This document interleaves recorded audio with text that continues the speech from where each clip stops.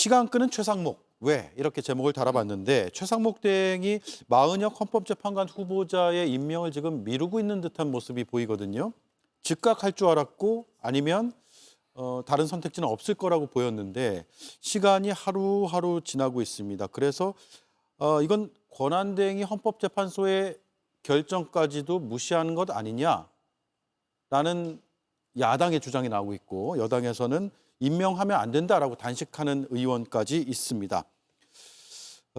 최상목 권한대행의 월권이라고 보세요? 아니면 할 수 있는 행위라고 그러니까 보세요? 이제 지금 최상목 지금 권한대행 같은 건 대대행이잖아요, 그죠? 그렇기 때문에 아주 절제된 제한된 쉽게 말하면 대통령의 그 직무 범위 내에서 그걸 갖다 이제 대행한다는 그 의미를 자신이 잘 알고 있어요.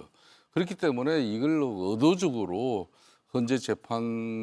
헌재에서 또 결정한 이런 결과를 가지고 본인이 이걸 반대하고 하지 않겠다는 게 아니지 않습니까? 예. 이 부분에 대해서는 본인이 더욱더 신중하고 많은 국민들 또 법률적 조언을 받아야 될 그런 많은 전문가들 이 이야기를 들어서 자신이 판단할 것인지 이걸 하는데 지금 마치 공교롭게도 지금 한덕수 총리 권한대행의 지금 이제 탄핵 심판이 이게 이제 그동안 사실은 마은혁 재판관 내정자보다 한덕수 총리 권한대행의 권한쟁의 심판, 탄핵 심판 이 자체가 먼저 나와야 되는 거거든요. 예. 근데 이게 지금 늦어졌잖아요. 예. 그런 측면에서 마침 헌재에서도 이제 일정 부분 선고 결정을 아직 공지한 건 아니지만은 아마 빠르면 이번 주 금요일 늦어도 다음 주 초 정도에는 한덕수 대행에 대한 탄핵 심판 결과가 나올 걸로 비춰지고 있어요. 그걸 기다릴 수도 그런 있다. 측면에서 이제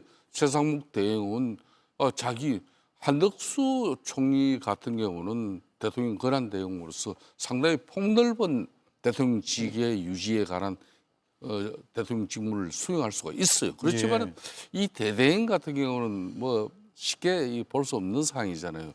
그런 부분에서 최상목 대행 입장에서는 자기가 어설픈 결정에 대해서 또 정치적, 사회적 갈등, 혼란이 빚어지는 부분에 대해서 이걸 자기는 최소한으로 뭐 지금 대행의 이 신분이라는 걸 국민들이 이해를 해달라 그런 정도예요. 이걸 어떻게 최상목 대행이 현재 그런 선거 심판 결과를 가지고 자기가 이걸 부정하면서 이걸 뒤엎겠다 그런 정치적인 의도는 분명히 아닌 거예요. 예. 결국 한덕수 전 국무총리가 탄핵을 당한 이유도 결국 헌법재판관 임명에 관한 쟁점 때문이 아닙니까? 예. 국회에서 본회의를 통과해서 송부한 헌법재판관을 임명을 하지 않음으로 해서 탄핵이 된 것이고요. 이번에 헌법재판소에서 그러한 행위는 국회의 권한을 침해한 것이라고 최종 결정을 내려준 거예요. 그러면 최고법원이 결정을 내려주면 그전에는 개인적 판단도 있을 수 있고 논란이 있을 수 있지만 행해야 되는 겁니다. 그건 의무예요. 그러면 한덕수 총리로부터 시작해서 여기까지 온 이 헌법재판관 문제는 최상목 현재 대행이 마무리해 줘야 되는 것이죠.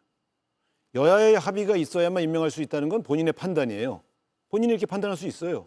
근데 그거에 대해서 그것은 권한을 침해한 판단이라고 규정을 해주면 예. 그것이 위헌이라고 한 거란 말입니다. 그 판단이. 그러면 결정을 따라야죠.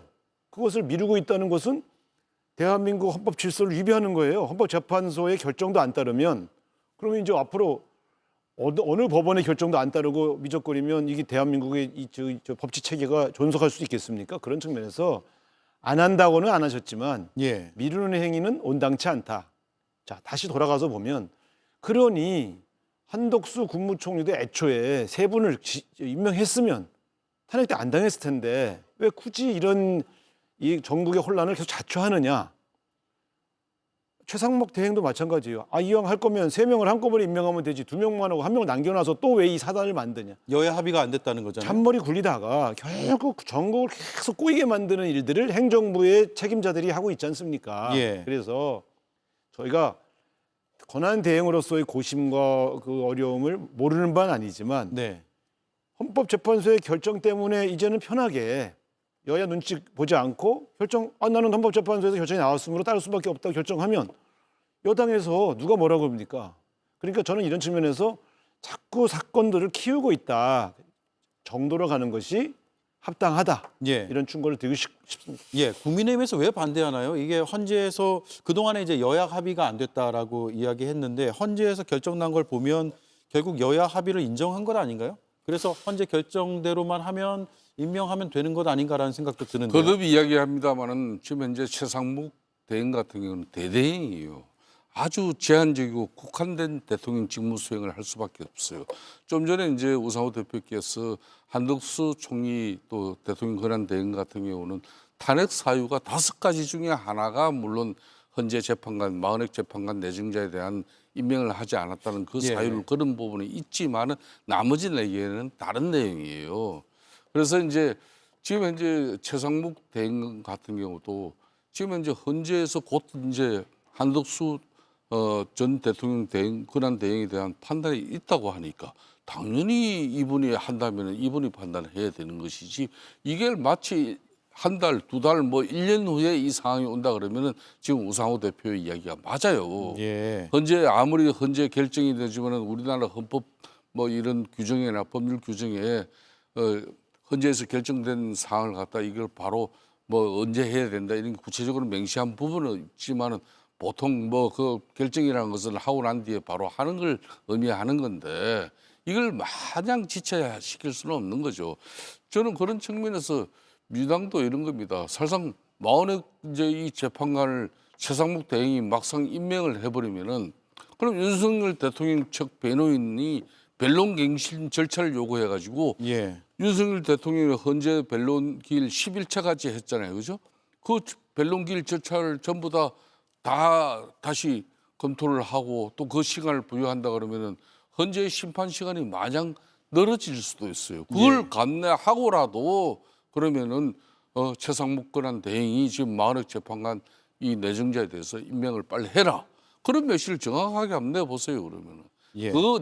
속 세면 내용은 그렇지 않거든요. 예. 대행의 대행 체제라는 현재 상황의 특수성을 감안을 해야 된다 이 말씀이요. 그리고 제한적이고 예. 국한된 그런 대통령 직무 수행 대대행 체제라는 걸 알면서 굳이 예. 이걸 정치적으로 더 이상 압박할 이유가 있느냐. 저는 그건 대대형의 문제는 아니라고 보고요. 예. 저 개인적으로는 마은혁 재판관 임명을 느리게 하는 게 더 좋다고 생각해요. 그래야 지금 헌법재판소의 재판 결정에 또 다른 변수를 안 만드니까. 근데 그건 정무적 판단인 것이고요. 그러나 헌법재판소가 내린 결정을 행정부의 수반, 아무리 대행이 대행이라 하더라도 현재 행정부의 책임을 지고 있는 거 아닙니까? 그 책임자가 따르지 않는 이 선례를 만들 것이냐 하는 문제는 대한민국 헌정 질서에 관한 문제이기 때문에 유불리의 문제와 무관하게 지적을 안 할 수가 없는 거죠. 그렇기 예. 때문에 우리가 그 문제를 계속 지적하는 것은 합당하다고 보고요. 만약에 지금 그렇게 말한다면 이렇게 볼 수 있죠. 그러면 최상목 대행이 혹시 윤석열 대통령 탄핵 심판이 더뎌질까 봐 헌법재판관 추가 임명을 미루는 것인가? 그렇게 해석할 수도 있잖아요. 근데 네. 그건 또 웃긴 거 아닙니까? 그러니까 예.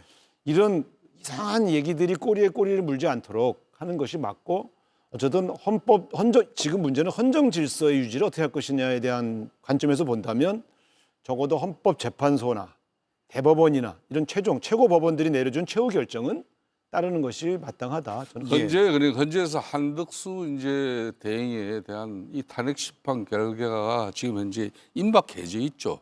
저도 정치적으로 개인적으로는 한덕수 총리 대통령 권한 대행이 다시 직무 복귀 탄핵에서 기각돼서 직무 복귀가 이루어진다면은 마은혁 재판관 이 내정에 관한 문제에 대해서는 최상목 대행처럼 이 대대행에 아주 제한적이고 제한적이면서도 이 절제된 그런 어떤 입장에서 보다 적극적인 입장으로 국정 운영을 할 수 있어요. 예. 또 대통령으로서 또 헌법에 부여한 임명 권한도 행사를 해야 되겠죠.